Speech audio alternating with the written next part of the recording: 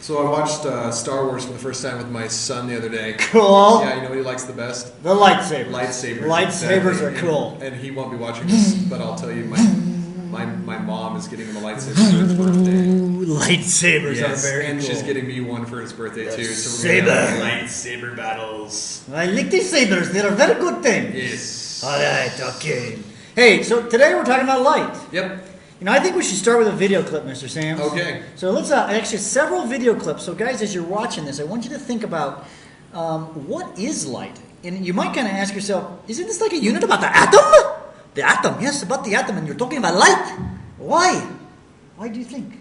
Because they're all related. Because they're related. So actually, we're just going to learn about light in this podcast, and we'll connect it in the next podcast to atoms. Here we are, guys, in downtown Denver on the 16th Street Mall. We got the Hard Rock Cafe here behind us. And what I want to talk to you right now is about light. So what am I doing in downtown Denver talking about light? Well, there's lots of lights around here that you can see. Now, when you think of light, what you're thinking of is visible light, colors that you can see.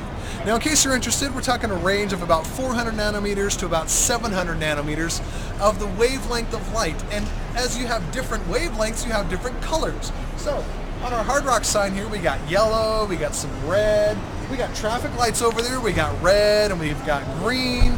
Over here, we've got a little sign that says Jerry's, we got more red light, we've got more green light, and each of these colors, each of these lights has different wavelengths, and you visibly see those. But there's also some light out there that you cannot see, so let's go somewhere else and see where we can see that. Okay, so the invisible light we were talking about is the same type of energy. It's still electromagnetic radiation, just like the visible light that we saw on the Hard Rock sign, but the invisible kind of light just lies outside the range that our eyes can actually detect. It's the same thing. It's still electromagnetic radiation, and you guys see things that produce these kind of invisible light, if you will, all the time. So there's one on top of this building up here, and that's called a microwave tower. And microwave tower just sends electronic signals. So for like a maybe a police radio or even a cell phone signal, those are all electromagnetic radiations that you cannot see, but it's the exact same type of energy as the visible light that your eyes can detect. Here I am in front of the National Public Radio Broadcasting Center here in Washington, D.C. And we're going to talk about radio waves. This, of course, is a radio station, and it produces very, very long waves in the electromagnetic spectrum. The waves, in fact, are like meters long, whereas visible light, the green and red and whatnot, is very, very short wavelengths. Sounds pretty cool, Mr. Sams. Yes, light. Yeah. So light can be. Some light you can't see? Some light you can't see, that's right. Light. It's all electromagnetic radiation. So, and there's a very small range of it that's actual visible light that our eyeballs can detect. Now, can you imagine how chaotic the world would be if we could detect all these radio waves that are bouncing out? Cosmic rays coming from outer space. Every time you walk into a doctor's office, there's X-rays. X-rays. And then, everything coming off a cell phone tower. All that Microwaves. Can you imagine seeing all of that? Yeah, kind of cool though, because like different overwhelming. colors. Yeah, Weird. it's so cool. All right, so let's take a look at this. This see, diagram is kind of a critical thing. It's called Very- the table of electromagnetic radiation. So you can see the small, tiny range that is visible light. So we're talking like 400 to 700 nanometers in terms of the wavelength of the light. But there's, lots of different. So think of light as more than just what you can see. There's also UV, ultraviolet, X-rays, and gamma rays. Those have high energy. I'll just say E for energy. And then as you go lower in energy, you get infrared, microwaves, and then down here we get all the radio waves, FM, AM, and other radio waves. So there's so much more light that you can't see, but it's actually there. And it's all the same kind of energy that is the light that you can see. Do you know that some animals can actually see A outside? lot of insects can detect ultraviolet, and things like snakes and some other animals can detect infrared. It helps them hunt. So I wonder, what color is that when they see that? Yes. Yeah, that's the interesting question, isn't it? So think about that. It's like talking to a blind man and explaining red to him. Right. It'd be like, what does the rattlesnake see when it detects infrared? We don't know. You don't know. Okay, cool. Yeah. So here's an important thing to understand. This is electromagnetic radiation, and it travels in a wave of energy. Right, it's called a photon. So let's talk about the whole wave thing. This is the picture blown up. If you don't have this in your packet, which we might put this in the packet. Right, and if you're watching this in QuickTime, you can hit pause and go to File, Print, and you can actually print this off and cut it out and paste it in your notes. You think you probably should. So, yeah. So, Mr. Sams, we want to talk about the waves of energy. Yeah, it looks like they have some different properties here. So waves, think of a wave like this, like a water wave, if you're standing on the beach or whatever. And so waves have different properties. I know, well, you know, there's like a rampart reservoir. Yeah. Yeah, or like the puddle in your backyard. Yeah. Okay, I live in Westwood Lakes.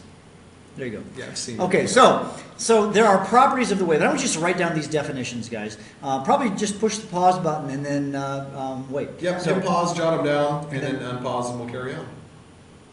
okay, so we're back now, and hopefully you push pause there. Let's take a look at a wave, and let's sort of define what each of these things are. So the distance from this wave right here to this wave right here is called what? That's the wavelength. The wavelength. So write this down. You may need to copy down the wave and That's the symbol. the length of the wave.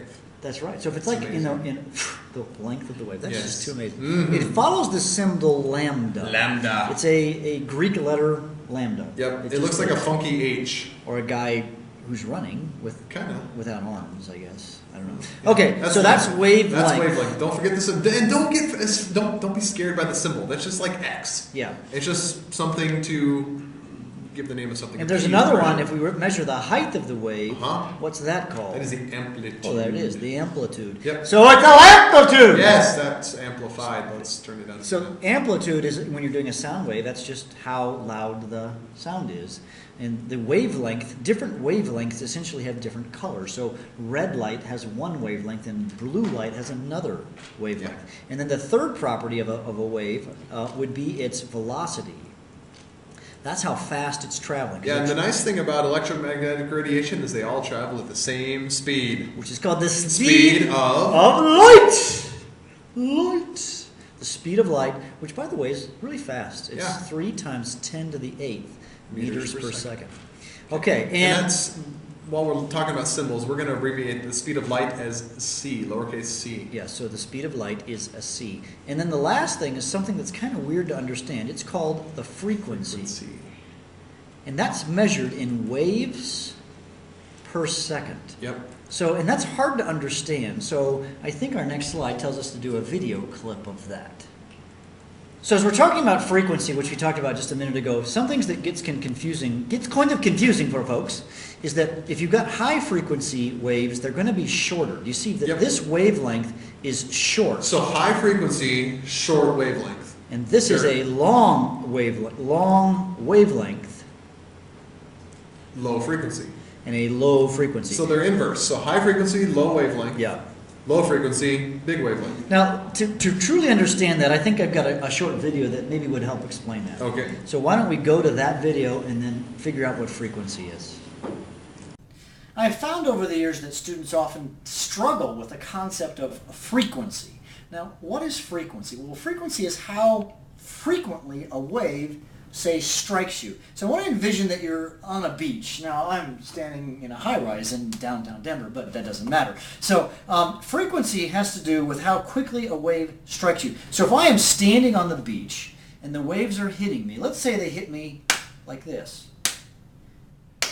So every maybe second or so, a wave hits me and hits my toes here while I'm standing on the beach. Now, if you have a wave that has a higher frequency, okay, it's going to hit me more rapidly. Each wave has the same amount of energy, but I will be hit by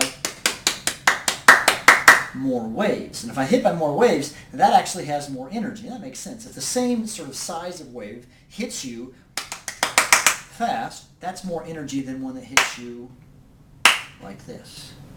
So that helps you to understand frequency. So that's our understanding of frequency.